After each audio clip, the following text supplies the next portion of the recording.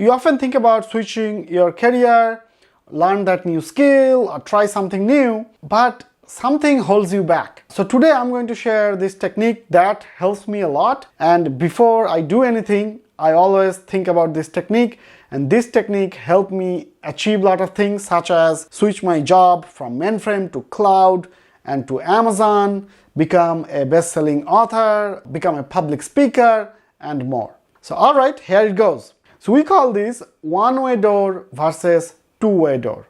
So some decisions are consequential and irreversible or nearly irreversible. So those we call as one-way door. And this decision must be made methodically, carefully, slowly, with great deliberation and consultation.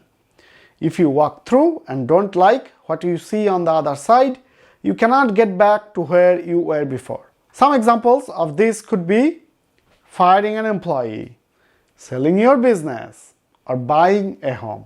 Don't tell your realtor that, but again, if you buy a home, you move in, it is very difficult to back out. So you can back out, but there are a lot of hassle associated with it.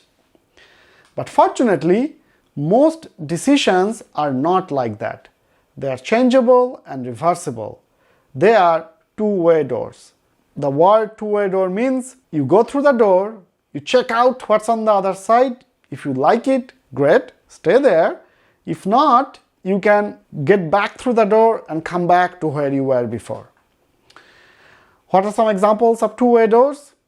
Starting a side hustle, learning something new, pursuing career changes. If you have a full-time job and you want to try something new, such as learning cloud or get a cloud certification, you already have a full-time job. So all you need to do is get started, get the certification, and try it out. If you like it, great, you can switch to cloud. If you don't like it, that's fine as well. You already have a full-time job. It sounds easy, but it is difficult to do. Why? Because most of the times in our mind, we disguise two-way door as one-way door decision. So next time you're struggling to make a decision, take a step back and think deeply whether this decision is a two-way door or one-way door. So most of the time when we think about doing something new, we always think about the failure scenarios. What if it doesn't work out? What if people say, oh man, why are you trying this? With all this negative feedback in our mind, the two-way doors become a one-way door. And the next thing that I found true, and you guys and girls let me know in the comment if you found this true as well, when we look back, what we regret are the things we did not do. The business we did not start, the career we did not change, the move we did not make. We did not usually regret the things we did because even if we made a huge mistake, we can fix it. We regret the things we did not do. We regret the times we did not take a chance on ourselves because we tend to think every decision is a one-way door decision. So personally, I follow regret minimization framework. So whenever I need to do something new, I think whether it's a one-way door or two-way door, and then I think, if I don't do this, will I regret it 5 years or 10 years down the line? And if the answer is yes, I am going to regret it, and yes, it is a two-way door, I always do it. And granted, you will get some two-way door decisions wrong.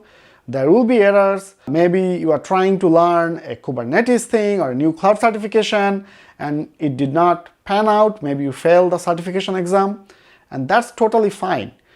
As you fail, you will get comfortable with failure, and the fear of negative feedback and what other people will say will slowly dissipate, and that will make you try more new stuff.